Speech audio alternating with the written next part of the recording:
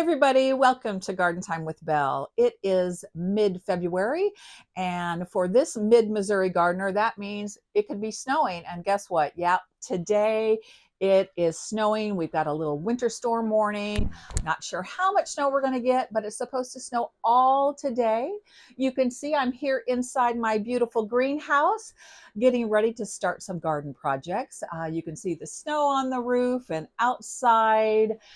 It is a beautiful snowy day. It is about 25 degrees outside, but in my heated greenhouse, looked at the thermostat, it's about 58 degrees. So perfect temperature to get some garden projects done. I've got two projects I want to tackle today, and before we get to those projects, I'm just going to ask everybody to please like and subscribe to my channel by clicking that little red subscribe button on the screen. That really helps me grow my channel and helps me meet more gardeners like you. So thank you so much for doing that. So let's get into it. What am I going to be doing today? Well, I'm going to be sowing seed, and I'm going to do that out here in the greenhouse. Those of you who have followed Garden Time with Belle saw, I think, the first week of January, I posted a video on sowing my first seeds of the year, and I have two 24-cell trays of beautiful zonal geraniums, the Maverick Bullseye series in the color salmon. Those are inside my house under grow lights. They take quite a long time to get established, so this year I started them probably about 3 weeks earlier than I did last year because I want these to be bigger plants and be really ready to go out into the landscape, into containers for me to give as gifts. I want those to be ready by early May. And so starting them early January, hopefully I'll be able to achieve that. So I've already started those seeds, but today I'm going to be starting, let's see, I'm going to start leeks, parsley, and sugar snap peas. After I finish sowing those seeds out here in the greenhouse, I'm going to take you all inside my house because I've got another project that I'm going to be doing in there that I want to bring you along for. It's a perfect wintry project when you can't really get outside and garden if you live where I do. And I hear that most of the country, the Midwest and Northeast, you're all experiencing lots of snow on this February day.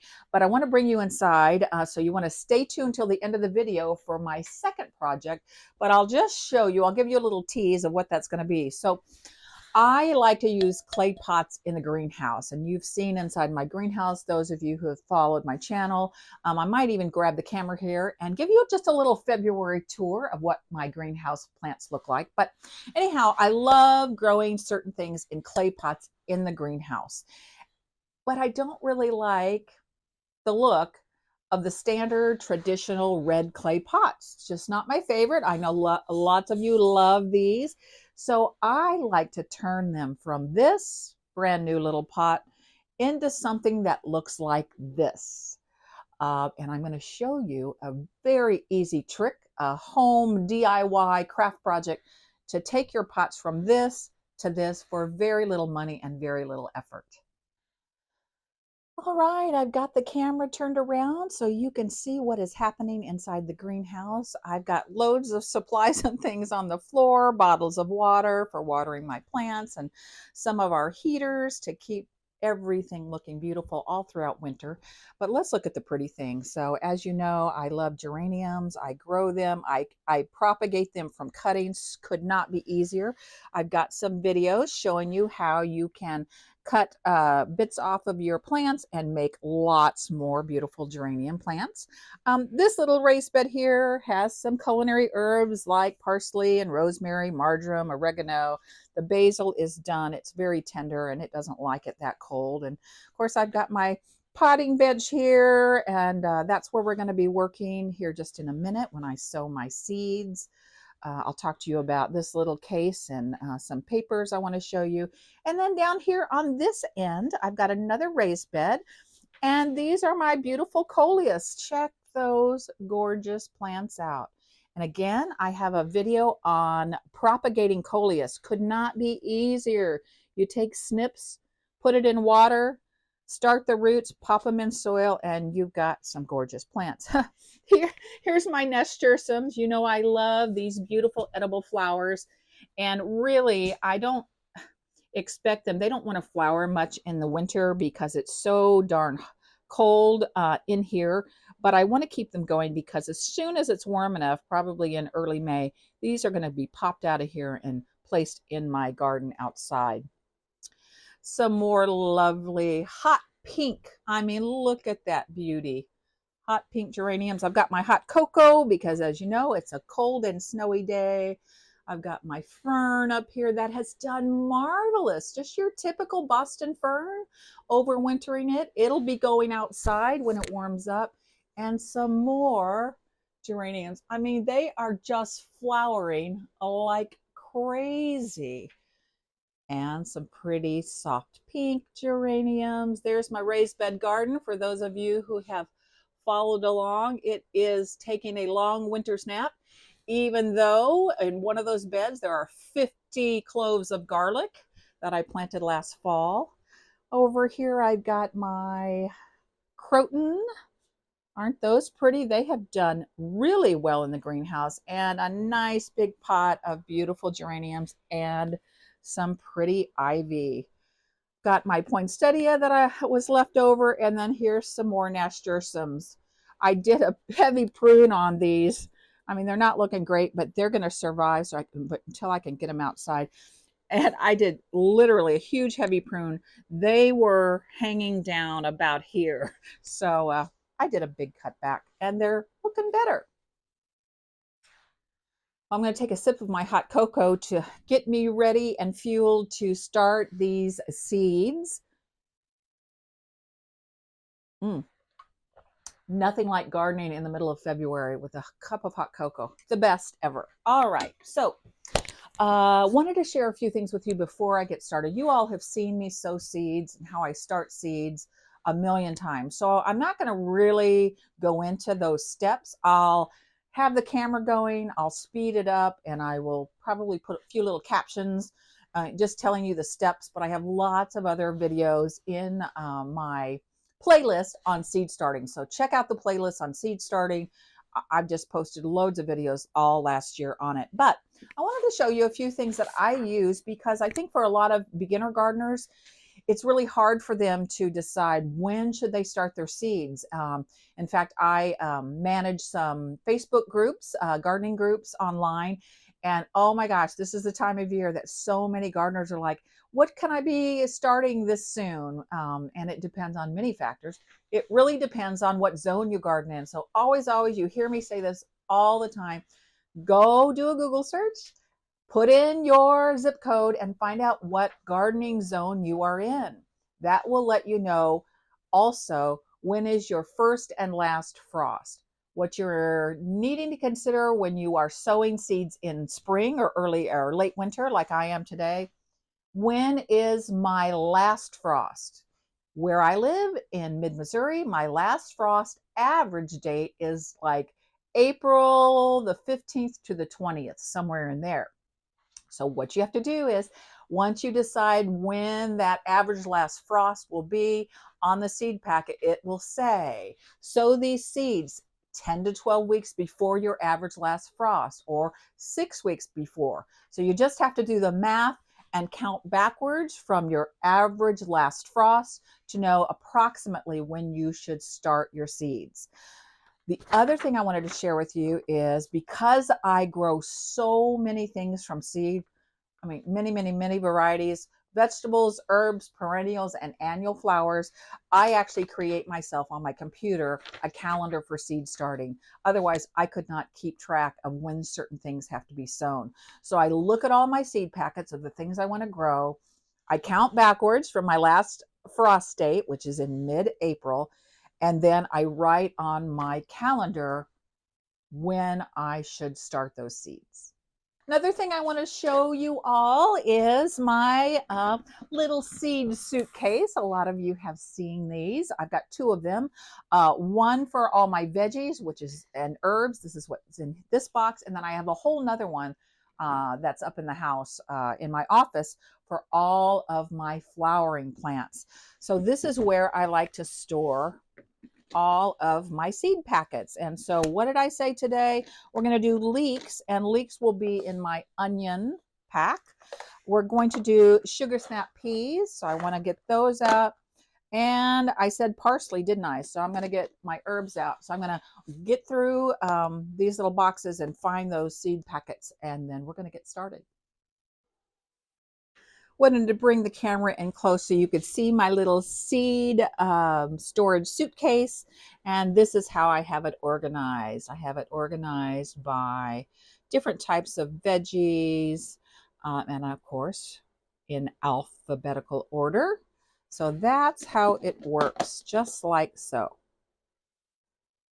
So let me zoom in here for you all so you can see what I'm sowing today. In this 24 cell tray, I am going to be sowing sugar snap peas, one of my all-time favorite things to eat. Raw, stir-fried, sauteed, just love them. And as you can see, this is a Baker Creek seed called Sugar Daddy. Again, I need to check out the planting instructions here, and it says sow in place in very early spring or 4 to 6 weeks ahead of last frost date. Okay, however, I am going to not sow them out in the garden this year. I'm going to actually start them in my seed trays here first. I'm going to try that. I usually sow them directly in, but I have found where I live, it gets hot so fast in the spring that I can't enjoy them as much. So I want to get a head start and get them out there as soon as I can. Probably the first day of March or so, first couple of days of March. If they're up and germinated well, they're going out in the garden.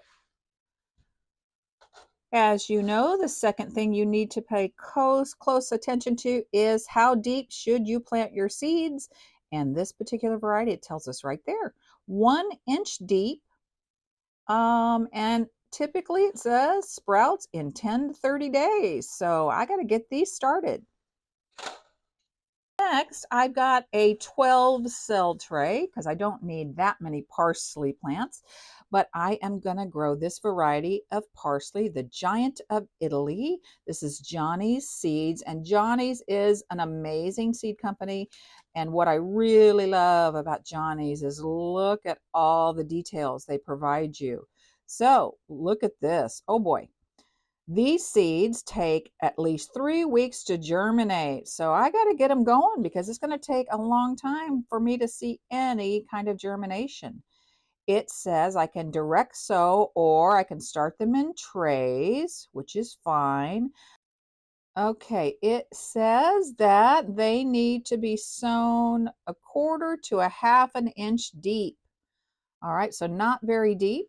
That's my parsley. And last but not least, in this 12 cell tray, I'm going to be growing some leeks. I grew leeks last year and I love leeks. I cook with leeks. So I am excited to try the King Richard variety of leeks. Let's look at the back side here and see what it tells us. It says, if I start them in my trays, I can transplant them out in February or March. I am supposed to plant these 1/4 of an inch deep. All right, so that's really important information. Check your seed packets. If your seed packets still aren't very helpful, Google search, go online, got your phone, pull it out, and it will tell you all the things you need to know to get them off to a healthy start.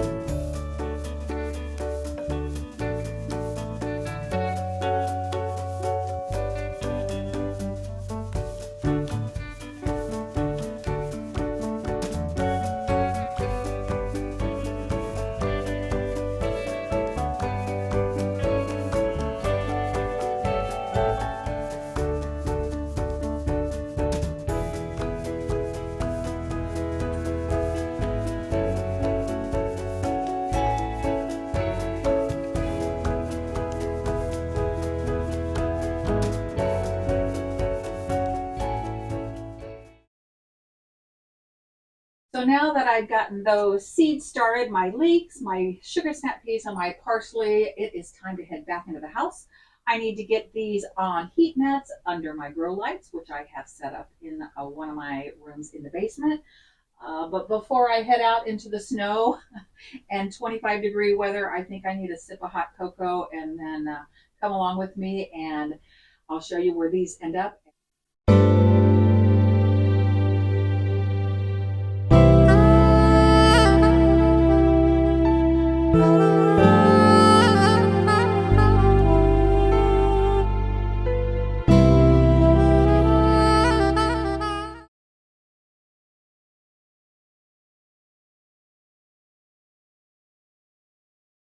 So I will be checking my seedlings each day, making sure that they don't dry out, but they shouldn't because I started with that pre-moistened soil. You saw me miss the top of the seed trays, and I have the humidity domes on. You leave those humidity domes on until they germinate. And I'd say for me, I like to have about at least 80% of those seed cells with germination before I remove the humidity dome. But you definitely need to remove it. You don't want to hold in too much moisture. So that's really an important little thing when you're starting seeds. The last thing I'll need to do is lower those grow lights. You know, I've got the grow lights over my beautiful geranium seedlings, and they need to get lots of light. Those of you who follow my seed starting know that indoors I have my grow lights set on a timer, so I don't have to worry about turning it on and off. And I give my seedlings 16 hours of grow light every day. I also have over here, you can't see it, it's out of the camera shot, but I have an oscillating fan, very important also, to blow air softly over your seedlings. It toughens them up. It helps prevent mildew and mold from settling on your new little plants. So that fan is also set on a timer. I am a big fan of timers, if you can't tell, so that I don't have to remember to turn things on and off every day. I run the fan on them like, I don't know, most of the day, like 8 to 5, I think I've got it set at. So they get some nice air on them during the daytime. Anyhow, okay, so I'm going to lower the grow lights, and then I'm going to be checking on them daily and watching them for the next month or so before I take them out to the greenhouse.